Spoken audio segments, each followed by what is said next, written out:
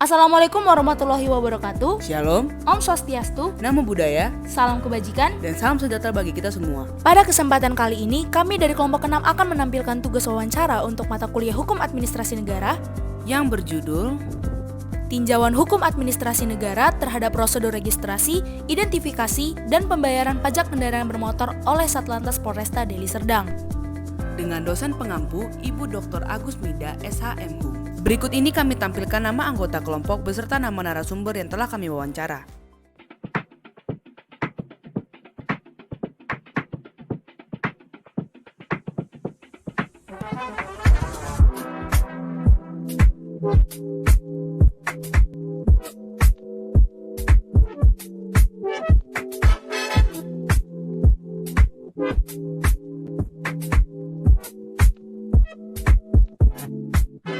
Perkenalkan, nama saya Nurleli Amalia Putri. Nama saya Gina Fauziah Talib. Saya Ayu Yolanda Siburian. Pak, sebelumnya boleh perkenalkan diri, Pak? Nama Sugiono, pangkat Aibtu, NRP 79080522. Kebetulan saya dipercayakan sebagai Bendahara Penerimaan PNBP, Penerimaan Negara Bukan Pajak di Polres Deli Serdang. Nama saya Gabriela Siahan. Mungkin setelah ini Ibu bisa memperkenalkan diri. Oke, nama saya Devi Sringoringo, pangkat Ibda, saya NRP 84070141. Saya di sini di kantor Samsat Polresta Deli Serdang sebagai Kasubdit Rekiden 1. Saya akan bertanya tentang kelembagaan, Pak. Boleh. Untuk pertanyaan pertama saya, Pak, apa Pak kira-kira dasar berdirinya Samsat Polresta Deli Serdang ini, Pak? Samsat Lubuk Pakam ya, namanya Samsat Lubuk Pakam karena bukan bawah kabupaten ini. Samsat kan dia di bawah naungan langsung provinsi tingkat 1. Itu berdiri kurang lebih sekitar tahun 2005. Dasarnya Perpres nomor 5 tahun 2001. Mengingat wilayah jangkauan masyarakat pembayar pajak ini kan terlalu jauh dari Medan. Makanya dibentuklah di sini untuk bisa mendekatkan akses bagi pembayar pajak ke wilayah kita sini. Baik, Pak. Terima kasih, Pak. Untuk pertanyaan selanjutnya, dan bagaimana struktur organisasinya? Untuk struktur organisasi, jelas adik-adik bisa lihat di sebelah kanan saya, tapi sedikit saya jelaskan. Di sini ada Kasat Lantas. Kasat Lantas itu maksudnya Kepala Satuan Lalu Lintas, pangkatnya Kompol. Setelah itu ada beberapa kanit, cuma kalau untuk yang kalian datangi sekarang ini di unit Rekiden, registrasi dan identifikasi khususnya kendaraan bermotor, dibawahi oleh Kanit Rekiden. Di bawah Kanit Rekiden saya sendiri sebagai Kasubdit Rekiden 1. Untuk pertanyaan selanjutnya, Pak, apa saja Pak tugas dan kewenangan dari Samsat Polresta Deli Serdang, Pak? Yang pertama, pengesahan STNK setiap tahunnya atau yang biasa itu bayar pajak tahunan ya. Kita peran polisi di situ sebagai pengesahan STNK namanya, absal STNK. Jadi setiap kali orang bayar pajak STNK disahkan, itu tugas polisinya. Masalah pajak kan dispendar. Terus berikutnya penerbitan STNK 5 tahun sekali. Berikutnya lagi penerbitan BPKB BBN 2. Jadi kita beli kendaraan second nih, kita BBN kan, nah kita terbitkan baru kendaraan BPKB-nya itu. Terus berikutnya ada namanya mutasi kendaraan bermotor. Umpamanya kita beli kendaraan sini, kita tinggal di Medan nih, ya kan?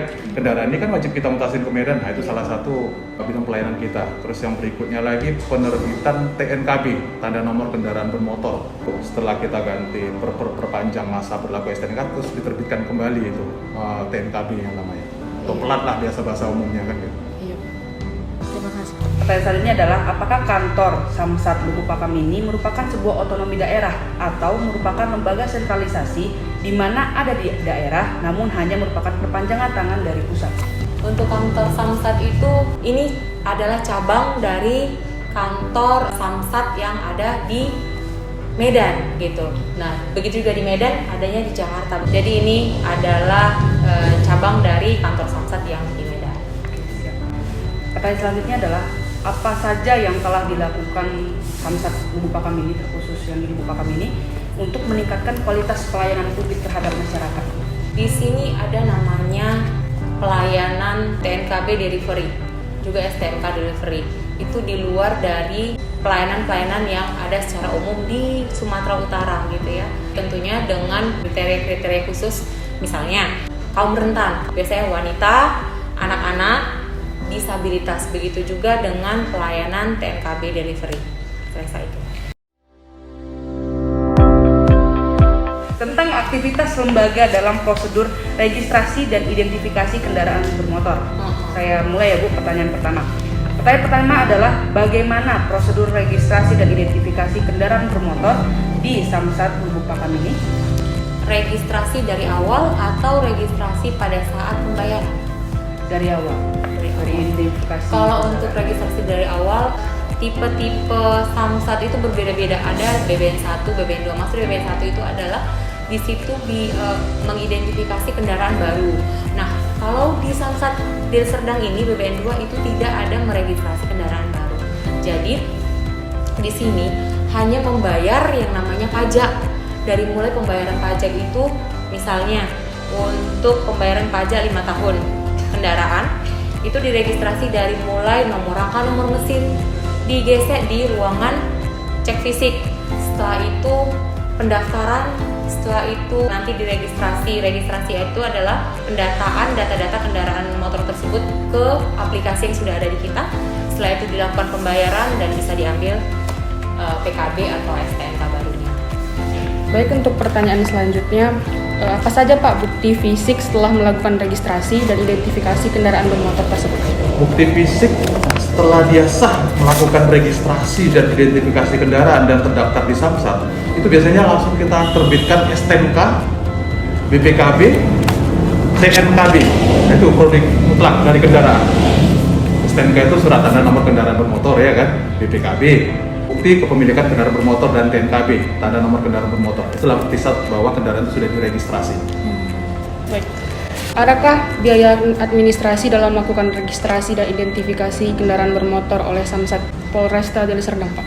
Ada, sesuai dengan jabatan yang saya emban ya kan, sebagai Bintara Bendahara Penerimaan. Untuk penerbitan itu ada beberapa biayanya sesuai dengan PP nomor 76 tahun 2020. Tarif untuk penerbitan STNK itu untuk sepeda motor itu 100, untuk mobil 200.000 ya. Kalau untuk BPKB itu untuk sepeda motor 225.000 dan untuk mobil 375.000, dan untuk TNKB itu untuk sepeda motor 60.000 dan untuk mobil 100.000 rupiah. Kurang lebih seperti itu administrasinya, dan itu sah. Ya, PNBP namanya. Baik. Apa saja Pak syarat-syarat melakukan registrasi dan identifikasi kendaraan bermotor? Syarat yang utama pastinya BPKB dari pemilik yang lama. Terus yang kedua STNK. Yang ketiga KTP pemilik yang baru. Terus yang terakhir cek isi kendaraan. Setiap kendaraan itu yang udah terregistrasi itu ada namanya nomor rangka, nomor mesin. Itu kita gesek, kita masukkan di server. Kalau memang dia ada terdaftar, maka proses berlanjut kan gitu. Di samping itu juga seperti kelengkapan administrasi lainnya, kwitansi jual beli kan gitu kan. Itu wajib ada juga. Dan orang yang untuk mengidentifikasi itu juga harus memiliki keahlian yang dibentuk atau dikjur khusus dari kepolisian, seperti cek fisik. Cek fisik itu ada alat yang untuk khusus melihat nomor rangka dan nomor mesin. Untuk menghindari apa? Menghindari kekeliruan. Baru adik-adik sekarang itu banyak sekali pembelian sepeda motor dari OLX itu. OLX itu yang ternyata nomor rangka, nomor mesinnya itu tidak terdata di kita. Gitu. Dan ada juga BPKB-nya ini tidak sesuai dengan keretanya atau kendaraan roda 2-nya itu.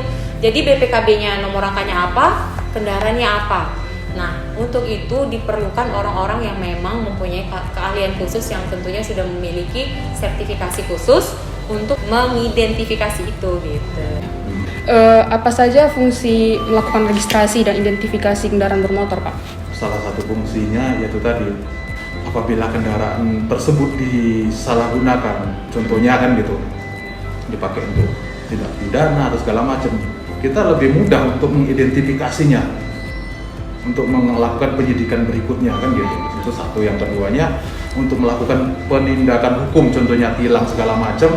Apalagi zaman sekarang kan, di zaman Kapolri ini Persisi ini kan sangat mendukung sekali untuk program itu. Bagaimana Pak jika seseorang tidak melakukan registrasi dan identifikasi kendaraan bermotor yang ia miliki? Apakah ada sanksi gitu yang akan diberikan? Tentunya ada sanksi itu kan gitu. Macam kita telat pajak itu otomatis dia kena denda pajak pada saat pembayaran berikutnya. Kan gitu kan. Memang belum dilaksanakan, baru wacana di Undang-Undang Lalu Lintas yang terbaru ini. Lebih dari 10 tahun tidak diregistrasi, itu kendaraan akan terhapus dari registrasi atau dari server. Dari kepolisian itu kami bisa namanya membuat razia penyetopan di jalan apabila kalau untuk PKB-nya kami bekerja sama dengan Dinas Perhubungan untuk bisa melakukan razia atau pengecekan pajak kendaraan yang kalau bahasa kalian itu yang mati gitu, yang tidak sesuai ketentuan. Kan itu ada tanggal ketentuannya di bawah, ini tanggal segini kayak gitu ya. Nah, apabila lewat atau tidak sesuai ketentuan, kita berhak untuk menjatuhi hukuman berupa pemberian tilang. Lalu untuk perpanjangan registrasi sendiri Pak, bagaimana jika tidak melakukan perpanjangan? Apakah ada sanksi dan apa gitu sanksinya Pak? Sejauh ini sih nggak ada, karena kan kita di PNBP itu nggak ada istilah denda ya, yang ada denda itu kan di pajak. Baik. Tapi itu tadi memang baru wacana, belum dilaksanakan yang masalah penghapusan data kendaraan tadi itu. Namun jika suatu kendaraan bermotor ini diperjualbelikan ataupun menjadi warisan ataupun dihibahkan, apakah pemilik barunya itu harus untuk melakukan registrasi ulang? Kalau saran saya sih harusnya iya. Harusnya iya, kenapa? Itu untuk bisa kita tahu siapa pemilik aslinya. Siapa sebenarnya nanti yang kita datangin atau kita berikan peringatan apabila dia di luar batas ketentuan pembayaran pajak. Contohnya tau nggak apa? Sekarang tau nggak e-tilang? E-tilang kan? Misalnya nih, dia nggak BBM itu kan biaya balik nama. Nah, kayak gitu. Misalnya ada e-tilang itu, kita ngelewatin e-tilang terus difoto kan, ada kamera sensornya kan. Kita nggak BBM, saya beli kendaraan nih dari kalian. Saya nggak BBM. Terus itu jatuhnya ke alamat kalian gitu. Nah, menghindari itu. Kalau ketentuannya sih harusnya harus di BBM. Untuk apa? Lebih mempermudah kita mencari tahu itu milik siapa dan itu alamatnya di mana gitu. Jadi gampang. Baik, terima kasih Bu. Nah, di sini wawancaranya itu tentang aktivitas lembaga dalam prosedur pembayaran pajak kendaraan bermotor. Pertanyaan pertama itu bagaimana prosedur pembayaran pajak kendaraan bermotor oleh Samsat Polresta Deli Serdang, Pak? Oke, untuk prosedur pembayaran pajak kendaraan ada 2 metode. Metode yang pertama itu melalui online. Sekarang kita kan ada aplikasi namanya Signal. Itu bisa diakses di Signal. Terus yang keduanya manual. Pemohon datang langsung ke kantor kita, ke Samsat dengan membawa KTP, identitas diri yang sah yang diterbitkan oleh pemerintah dengan STNK. Datang ke kantor, dicek di situ, didaftarkan, langsung dibayar. Itu prosesnya kurang lebih 10 menit selesai untuk pembayaran pajak tahunan. Oke Pak, yang selanjutnya apa saja sih syarat-syarat yang wajib dipenuhi untuk melakukan pembayaran pajak kendaraan bermotor ini Pak? Tadi yang pertama identitas diri, STNK, ya kan. Terus kalau memang dia mau prosesnya ganti STNK, wajib bawa BPKB, terus cek fisik kendaraan. Nah, itu. Oke Pak. Selanjutnya, bagaimana dengan proses pembayaran pajak kendaraan motor yang secara online atau bisa dibilang melalui aplikasi Signal? Signal itu adalah Samsat Digital Nasional. Samsat Digital Nasional ini bertujuan untuk apa? Untuk mempermudah adik-adik bertransaksi pembayaran kendaraan bermotor masing-masing agar tidak melewati batas waktu yang telah ditentukan sesuai dengan ini nih. Di sini nih, tuh kan tanggal tahun berlakunya tuh, tanggal tahun. Sebelum ini kita harus bayar nih, kalau udah lewat ini udah nanti kena denda pajak. Nah, Signal ini ada nanti aplikasinya, silakan diunduh di masing-masing Androidnya. Masukin NIK, plat kendaraan, langsung nanti dicek tagihan yang harus dilunasi. Setelah itu bisa nanti dibayar melalui Indomaret terdekat atau melalui mobile banking. Setelah itu nanti pencetakannya tetap di Samsat terdekat gitu. Nanti keluar barcode dari aplikasi itu, silakan dibawa ke sini, nanti kami cek itu memang sudah terbayar atau belum. Kalau nanti sudah terbayar, akan kami cetak gitu. Kalaupun enggak, kalian ke sini, itu nanti ada laporan di kita. Nomor ini sudah melakukan transaksi pembayaran. Nanti karena di situ sudah include namanya biaya pos, biaya pengiriman, nanti kita bisa kirim langsung ke alamatnya adik-adik semua. Di Signal itu lebih gampang. Saya izin bertanya lagi Pak, apakah ada pihak ketiga yang lain selain kantor pos itu Pak? Kalau untuk penyerahannya selama ini bekerja sama hanya dengan PT Pos, cuman untuk pembayarannya bisa melalui Indomaret, Alfamart, macam kayak gitu bisa di situ, bisa diakses di situ. Oke. Selanjutnya, apa yang membedakan besaran tarif pajak setiap kendaraan bermotor ini Pak? Untuk membedakan besar tarif pajak ini itu kewenangan Dispenda ya. Cuman sekali secara garis besarnya yang sepengetahuan kami itu berdasarkan tipe kendaraannya. Contohnya mobil Toyota itu kan ada beberapa tipe, Innova segala macam. Itu masing-masing tipe itu beda.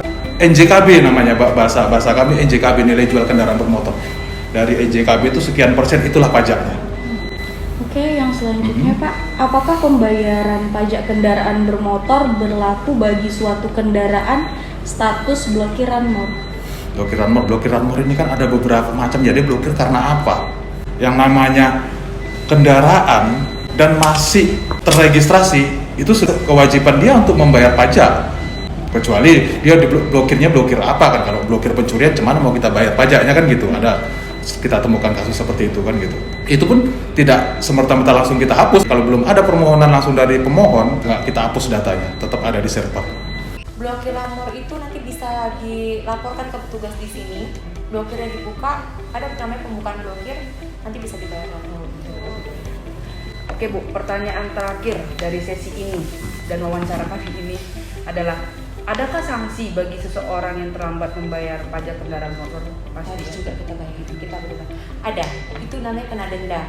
Didenda sesuai dengan tarif pajak dia, ada hitungannya di situ. Bukan berarti kalau misalnya ini tahun ini nggak bayar nih, tahun depan nggak bayar, itu tetap berganda. Jadi sarannya bayar sesuai tahun. Kalau dari dispendanya atau pajak pokoknya itu sepengetahuan kami lebih dari 30 hari telat membayar pajak itu ada kena sanksi 2% dari pajak pokok kendaraan. Terus kalau dari instansi jasara harja juga ada dikenakan denda. Oke, gitu ya Pak. Terima kasih Bu sudah memberikan waktu Ibu untuk melakukan wawancara bersama kami.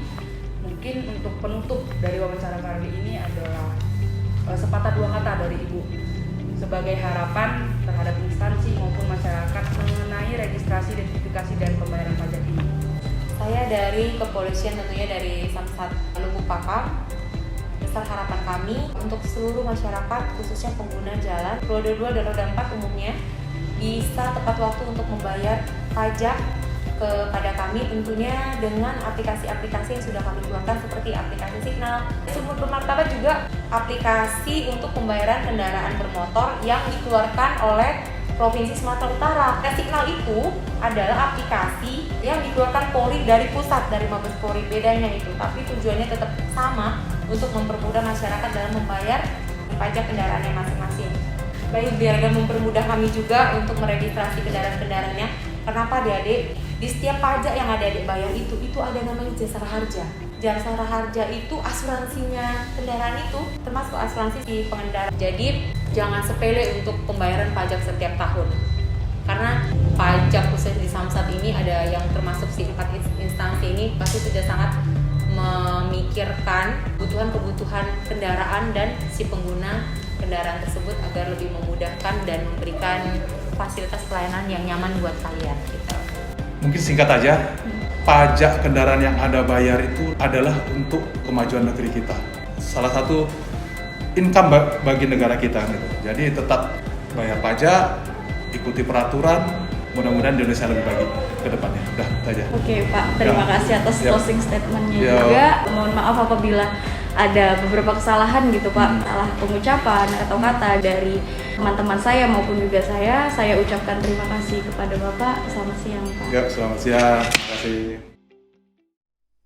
Kesimpulan yang dapat kita ambil melalui video ini, kita sebagai anak muda generasi penerus bangsa yang dimana telah memahami betapa pentingnya melakukan registrasi, identifikasi, dan pembayaran pajak kendaraan bermotor secara tepat waktu, maka sudah sepatutnya kita mengimbau masyarakat agar menaati peraturan dan melakukan kewajibannya sebagai pengguna kendaraan yang baik.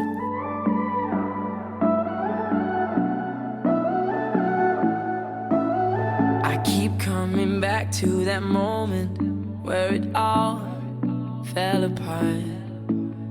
So I try and drink my emotions till I can't feel my heart. And I don't understand how you slipped through my hands. And I do all I can to get you out of my... Sekian video wawancara kami, mohon maaf apabila ada kesalahan kata. Sebagai penutup, kami akan memberikan sedikit pantun. Sebelum sahur ibu memasak. Kalau lebaran buat ketupat. Terima kasih sudah menyimak. Semoga video kami membawa manfaat. Terima kasih dan sampai jumpa.